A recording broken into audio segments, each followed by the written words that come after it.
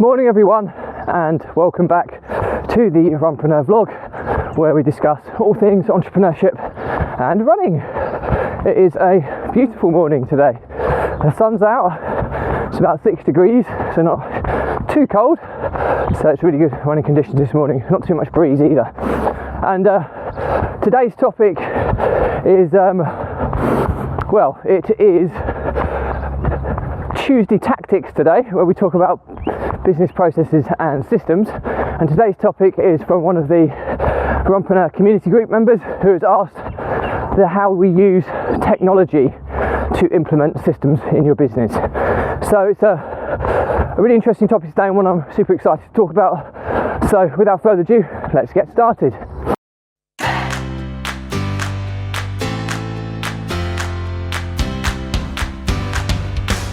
So, how do we use technology to implement systems in our business? Well, this is an interesting question, because there's so many people out there who are not overly comfortable with the use of technology, and they think, oh, I can't do that, I wouldn't know how to set that up. And I get that, because we've all been there at some point. But it's through the use of technology that you become a lot more comfortable with it and a lot more understanding of it. It's one of those scenarios where the more you do it, the easier it becomes, and the more you do it, the more you learn, and it opens your eyes to the capabilities, the capabilities and opportunities that technology presents itself to you. So there's two types of technology really that you need to consider when you're implementing systems in a business. Just get past this big fan. So number one is hardware. So when we mean hardware, is what are the actual physical devices or computer equipment that you're using. So it could be this camera's hardware, your laptop is hardware, MacBook is hardware, AirPods Pro is hardware, iPhone is hardware. You know, you can that's the hardware side of it. So what do you actually need to operate the technology? And then the second part of technology is the software that runs on it. So the actual software that runs on these devices. So apps and different packages that you can kind of download or purchase to make your technology more effective when it comes to implementing it into your business. So the first thing I would always recommend is less is more. And often with systems and processes, less is often the best option. The most simple option is often the best option. So you get too many people that try and over-engineer and overcomplicate different setups and structures. And I always ask myself the question is if I want to accomplish X, what is the path of least resistance to accomplishing that? So you always start by looking at what you're currently using, what hardware, software you're using. Can you achieve what you wanted to achieve using your current setup? So that's a really important kind of motto, if you like, or learning outcome to take from this. Less is more, and the path of least resistance. And that's a really good starting point. Most of you, I imagine, will all have computers and smart devices inside of things as standard. And I think they're so embedded and ingrained in our daily lives now that the use of these devices is pretty much second nature. Okay, you do get the odd person who is resistant to this, but you know, this is evolutionary change, how we're so reliant on technology now, and you can either embrace it or be left behind, and because it's happening with or without your buy-in. So I strongly recommend you just kind of know enough to kind of get by. So the next thing you want to do is look at what you've got. So the computers, have you got a computer? Have you got, or a laptop or Mac? And have you got a smart device? And generally speaking, if you look at the basic setup of a business, in terms of hardware, you're going to need some form of computer where you're going to store a lot of data. Not necessarily store a lot of data, but have access to store it in the cloud. You'll use it for your kind of basic packages like your Microsoft Offices of this world, or your G Suites of this world. Just got someone trying to get past me, so I just need to scurry along and let this guy pass me. Unless he's going that way. Oh, yeah. So most people have some form of computer and laptop, and that's normally sufficient unless it's breaking down and running at a snail's pace. It's probably sufficient to kind of get you started. That's really important because there's going to be we talk about security and access of your business. Having a computer with some very basic software allows you to store all your documents and IP on your computer and back it up into the cloud. That's probably super basic but super essential. The next one is password sharing software. So any software that you are using, you may want to share it with a team if you've got a team or a PA. So you need some form of password sharing software. And for storing data, I normally suggest we use kind of G Suite or Google Workspace, that I think it's now known as. And in terms of password sharing, I use LastPass. Okay, so there's a couple of basics you need from a computing stance. The next thing is if you have any form of field-based operations in the business, or if you're not office-based, you're out and about quite a lot, then you may need a smart device as well. Smart devices will allow you access to all of that that's on your computer in a simplified version, but on your kind of smart device. It's also super useful if you have people in your team kind of out in the field, like in my property business, for example. I have a property manager, handyman that kind of work for me. So their smart devices, they can capture information and feed it back in to the business using their smart devices. So that would be a requirement if you do have people in the field and you want to keep everything kind of paperless and streamlined into your operation. So basic, super simple laptop and a phone is probably enough to get most people started in business. You then look at what you're trying to achieve and break your business down into the kind of 4 different stages or departments of a business. So you've got the marketing department, where you're attracting clients or suppliers or customers, whatever you're attracting. You then got the sales side, which is where you're converting. So whatever you're sourcing or marketing activities, how do you convert those into your business?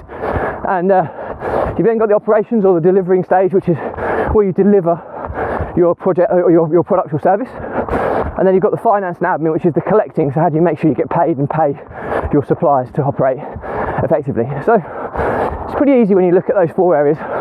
What are their functions to your business and what do I need to have set up? So I'll give you some examples here. Now, marketing, you can go super deep on this stuff, but ultimately, to begin with, you need to ask yourself, how are you acquiring your customers? That's the biggest question. How are you acquiring your customers? And look at what you're doing now. All right, there are a load of hacks and things you can do on this, but for the purpose of today, what you're currently doing, that's what we're going to focus on. And how are you doing it? It might be that you're sending letters out.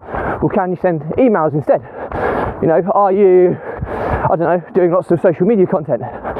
So, ask yourself these questions. And once you understand that, we can then look at what technology you need to implement that. And the first thing I'd say as well, when you're looking at this side of things, is I'm treating everybody as an absolute novice here, by the way, so excuse me if you're much more technologically advanced than what I'm talking about here, but also look at the software packages you currently use, because I'm assuming now you use a computer, you use a smartphone. What do you currently use to run your business? And ask yourself, are those pieces of software, do they work? If the answer is alright, they may not be the best solution at this stage, but don't worry about that now. Do they work? If the answer is yes, then continue with them for now, because you can always tweak and iterate somewhere in the future. The main aim at the moment is to get you more comfortable with using technology in your business to set up systems, okay? So it's highly likely you may have some form of database or customer relationship management system or kind of operations hub for how the business runs. So it might be task management software, project management software, it might be a CRM that you're kind of using at the moment.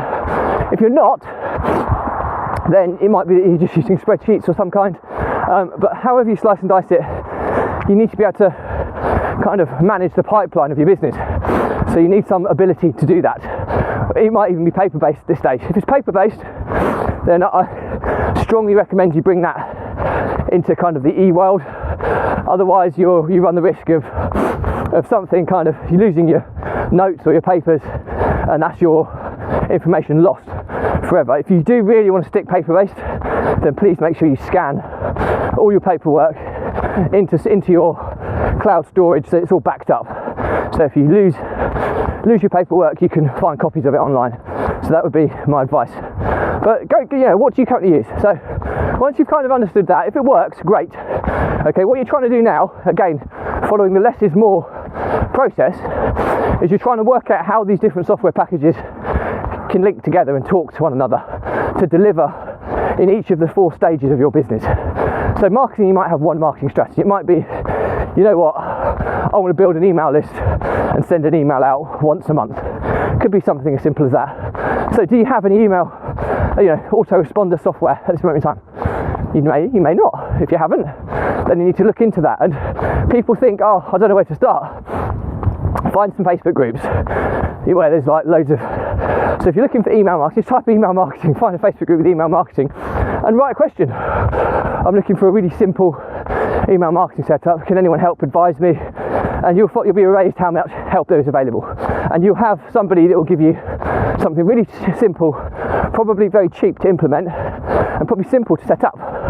So, speak to people, have conversations with people. There's amazing how many people will help you if you ask. So really, really important to understand that. It might be that your sales process is, you just want a sales page, for example, where people can pay. That's a sales page. Or it might be that you need to get on the phone to people. So anybody who you capture an email address for, or somebody who responds to one of your emails, you arrange a call with them. It could be something as simple as that. And so all you need for that is a simple calendar. If you're using your Google suite of tools, you'll have Google Calendar, which is free. You can simply put appointments into your calendar with phone numbers, and then as you're getting in emails that come in, you can populate your calendar. You can do all this automated, but don't worry about that now. Just worry about the basics to get some basic software in place to start using it in simple systems. And then you've got calls booked into your calendar, ring them up, try and make the sale. It might be that it's a simple sales page.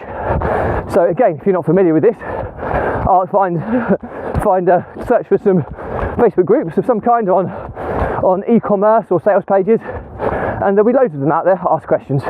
Easiest way to get one set up. There's loads of drag and drop out of the box type of platforms. You can get some very basic sales pages and how you can link it to take payments online. Pretty simple stuff. It sounds complicated if you've never done it before, but as soon as you ask a few questions and you get a bit of steer, you realise how easy it is to set up. So again, could be really, really simple along those lines. And with a lot of these things as well, the payment merchants will automatically send a receipt as well, so people understand when they've purchased something. So it then might be the delivery side of things. So what do you deliver? It could be that you're sending them a book or something, okay? So obviously, if they're coming through the e-commerce platform, you have their details as an order log in that system. Then you have a process for checking that and sending those books out. So maybe you have kind of a storage facility at home. You've got all your packing materials, you just package them up, post it off. Again, you can automate all of this, and you can use kind of fulfillment facilities and stuff, drop shipping, etc. But I'm just using it. So this is next stage. We're talking about getting something very, very basic in place first. And then it might be you need some kind of customer service. So you have on that email that goes out, it's like a help related email, help at whatever your domain is .co.uk, and then people can email in, if they've got queries and stuff, so you can respond to them. Something really super simple using email for that. Again, there's help desk software out there, and you can automate and outsource all this stuff. But again, we're looking at path of least resistance at this stage, just to get fully set up. And then the final one, finance, which is an admin, which is your kind of collecting process. So how do you kind of collect the money, make sure you're paid and pay people? Well, again, a lot of people try and do this independently, and it's definitely not advisable, because you can get yourself in lots of messes and muddles if you try and do it independently. We use accounting firms to kind of do this for us, and accounting software. Accounting software just makes submission of accounts and tax returns and stuff so easy. So it's relatively cheap to do as well. But if you're not going to rely on an accounting firm, I still recommend some form of cloud-based accounting setup, because when you are ready to bring in an accountant, it's a seamless transition. So something like QuickBooks or Xero, I use Xero. Again, if you're not familiar how to use it, YouTube or Facebook groups, ask a few questions and there'll be people there that will give you some free help and advice to set up. If you go to an accountant, they'll do all the setup for you. So, and that makes that side of things so much more automated in terms of, you know, raising invoices, tracking invoices that are due for payment and those types of things. Super easy. So you can do this basic setup with just a handful of pieces of software. Now I'll do another episode further down the line on how to supercharge your systems and processes in your business with technology and automation, and that's where you can start using software to link apps together so they automatically do things without your involvement, which is super powerful. But a lot of people underestimate this first step of just getting the basics in place, and you've got to remember the learning outcome from today, which is less is more, and take the path of least resistance. And once you kind of do that, you'll have a very basic setup that will work.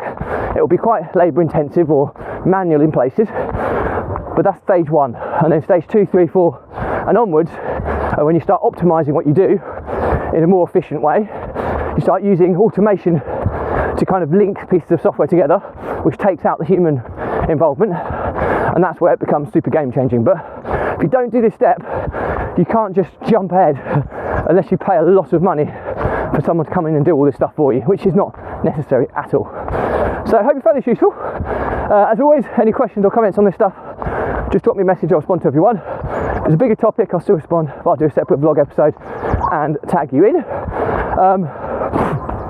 And if it's not relevant to you, no problem at all, just unfollow and you'll stop getting your social feeds cluttered up. But before you do go, please make sure you subscribe to my YouTube channel, Runpreneur, where all these episodes are catalogued nice and neatly in playlists. It's a completely free resource that you can dip in and out of, on an ad hoc basis at some point in the future.